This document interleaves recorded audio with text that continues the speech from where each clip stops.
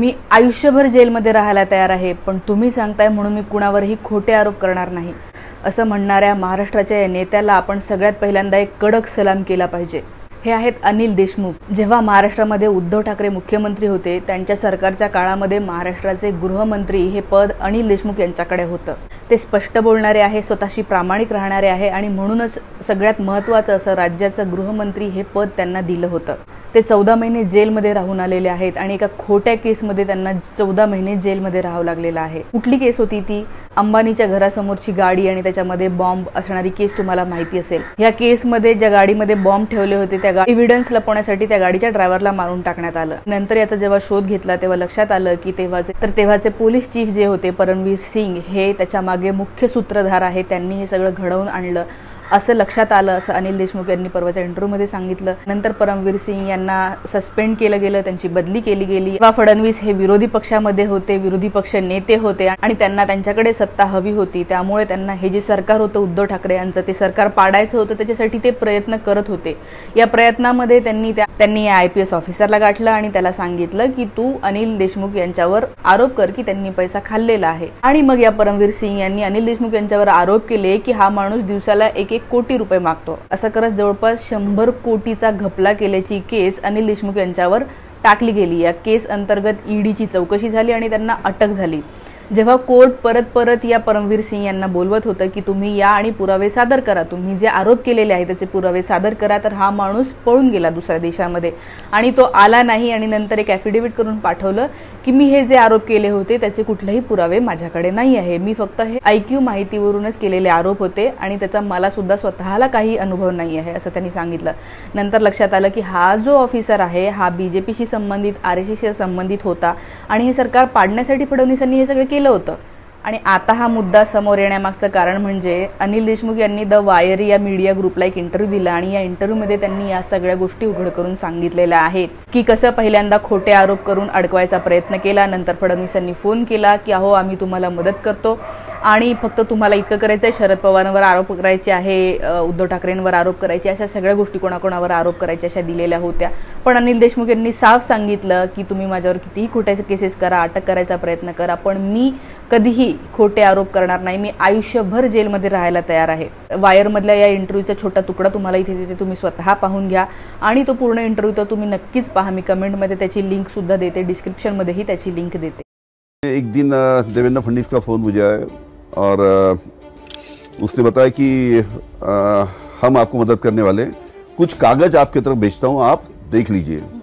वो चाहते थे ये सरकार गिराने के लिए, महाराष्ट्र में जो उद्धव जी ठाकरे की सरकार थी वो गिराने के लिए वो चाहते थे कि मैं झूठा एफिडेविट करके दूं। उसमें मुझे माननीय शरद पवार साहब के ऊपर आरोप करने के लिए एक लगाया था, उसमें उद्धव जी ठाकरे के ऊपर आरोप करने लगाया था, उसमें आदित्य ठाकरे के ऊपर आरोप करने लगाया था। मैंने वो एफिडेविट पढ़ा और उसके मुंह पे फेंक के बोला कि अनिल देशमुख जिंदगी भर जेल में जाएगा, लेकिन आपके साथ समझौता नहीं करूंगा। ये 3 साल पहले का किस्सा बताता हूँ। जिस दिन मैंने एफिडेविट करने से इनकार किया अरफा जी, उसके दूसरे दिन सुबह 6 बजे मेरे यहाँ ED की रेड हुई। मुकेश अंबानी साहब जो बड़े इंडस्ट्रियलिस्ट है, उनके घर के सामने एक स्कॉर्पियो गाड़ी में बम रखे गए। इंक्वायरी आखिरी स्टेज में थी, तब जिसने बम रखा था उसको लगा कि अपना नाम अभी सामने आएगा, तो उसने उस स्कॉर्पियो गाड़ी का ड्राइवर उसका मर्डर कर दिया। बम रखने का और मर्डर करने की इसमें ये सब लोग इन्वॉल्व थे, इसमें खास करके परमवीर सिंह ये मास्टरमाइंड थे। उसमें ED ने जब चार्जशीट दाखिल किया 100 करोड़ का मेरे ऊपर आरोप, और चार्जशीट दाखिल किया 1 करोड़ 71 लाख की, मतलब 100 करोड़ से मामला 1 करोड़ 71 लाख पे आया।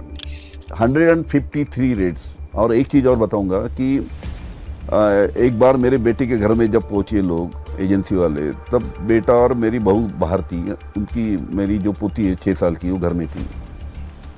वो जब घर में पहुंचे तब उन्होंने वो 6 साल के मेरे पोती को भी कैडबरी चॉकलेट दे के बाजू के रूम में एक लेडी कांस्टेबल ले गई और उसको कैडबरी दे के उसको 20 मिनट उसको पूछताछ की। 6 साल की बच्ची को भी नहीं इन्होंने छोड़ा। आपने संजय राउत की बात किया, उनको भी एक झूठे फर्जी केस में फंसाया गया। नवाब मलिक, उनको भी फर्जी केस में फंसाया गया। शाहरुख खान की आपने बात किया, उसका तो कोई एविडेंस ही नहीं था जो बाद में सामने आया, उसको भी महीना 1.5 महीना जेल में जाना पड़ा। भारतीय जनता पार्टी ने एकनाथ शिंदे के जरिए 50 विधायक को 2,500 करोड़ रुपया देकर शिवसेना पार्टी होगी।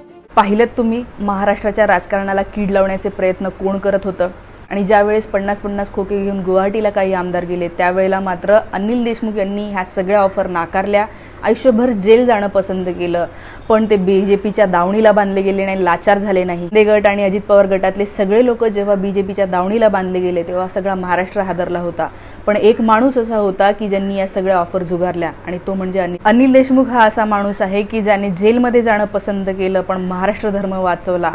जेव्हा महाराष्ट्रातली सगळी जनता हळहळत होती की हे राजकारण किती घाणेरडं झालेलं आहे तेव्हा काही चेहरे हे आशादायी होते आणि त्यातला एक चेहरा म्हणजे अनिल देशमुख। आणि त्यामुळे संग्राम पाटील जे म्हणाले की आपण अनिल देशमुख यांना कडक सलाम केला पाहिजे ते काय हे आपल्याला हा इंटरव्ह्यू पाहून लक्षात आलंच असेल। महाराष्ट्रातले कितीतरी नेते लाचार झाले, गद्दार झाले, पण अनिल देशमुख मात्र झुकले नाही, नमले नाही, ते घाबरले नाही, ते जेलमध्ये गेले आणि त्यांनी महाराष्ट्रातल्या अनेक नेत्यांना एक खूप चांगला आदर्श पायंडा घालून दिलेला आहे। ह्या सगळ्या गद्दार नेत्यांनी अनिल देशमुखांकडून खरोखर आदर्श घेण्यासारखं आहे। हे सगळं पाहून तुम्हाला नेमकं काय वाटतं आणि महाराष्ट्राच्या राजकारणाला कीड लावणारे हे नेते नेमके कोण आहेत मला कमेंटमध्ये नक्की सांगा। एक दिवस त्या लोकांनाही हे कळलं पाहिजे की महाराष्ट्रातली जनता त्यांच्याविषयी काय विचार करते आणि प्रामाणिक लोकांविषयी काय विचार करते हेही कळलं पाहिजे।